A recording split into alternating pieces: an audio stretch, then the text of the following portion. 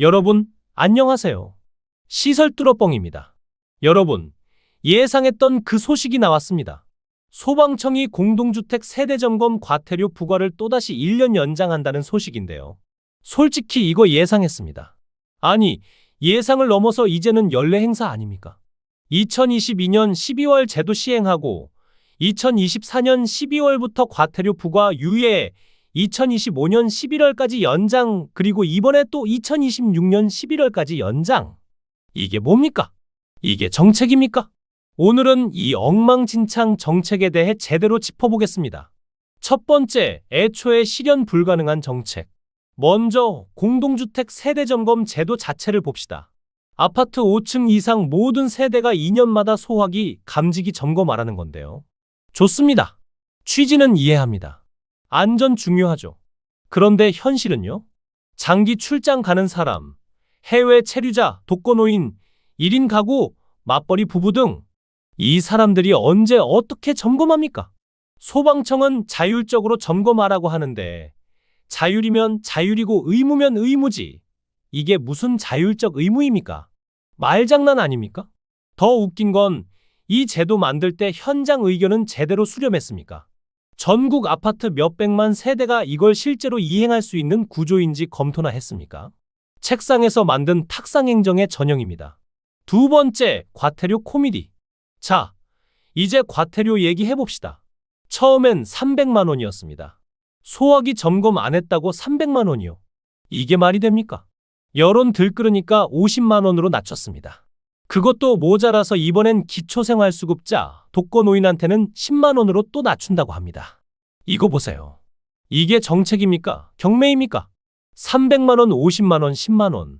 도대체 기준이 뭡니까? 이 금액을 어떻게 산정한 겁니까?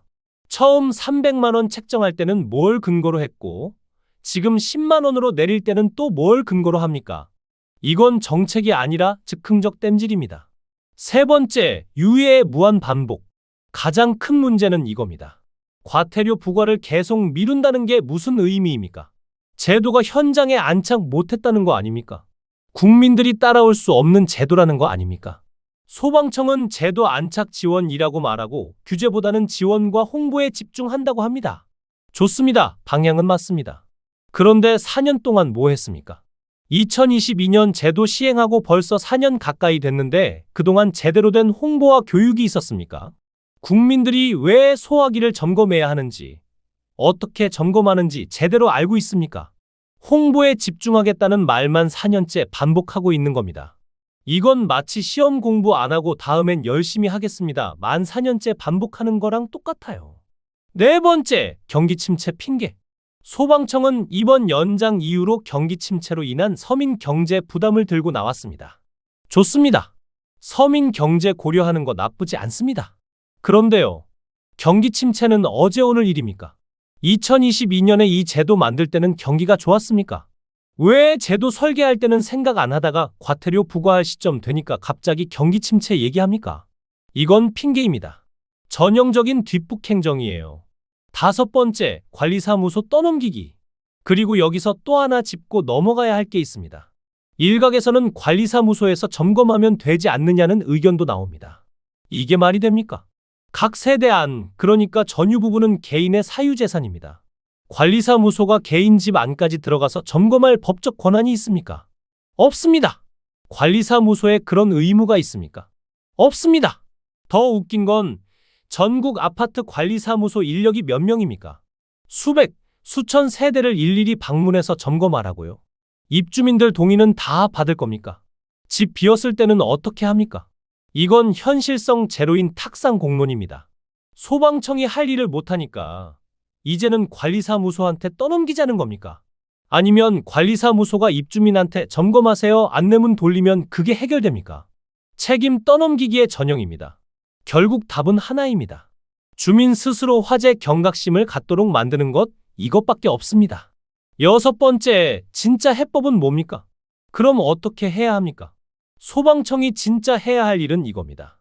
첫째, 제대로 된 홍보와 교육입니다. 왜 소화기가 중요한지, 감지기가 어떻게 생명을 구하는지, 실제 화재 사례를 통한 경각심 고취, 쉽고 간단한 자가점검 방법 안내. 둘째, 자발적 참여를 유도하는 인센티브입니다.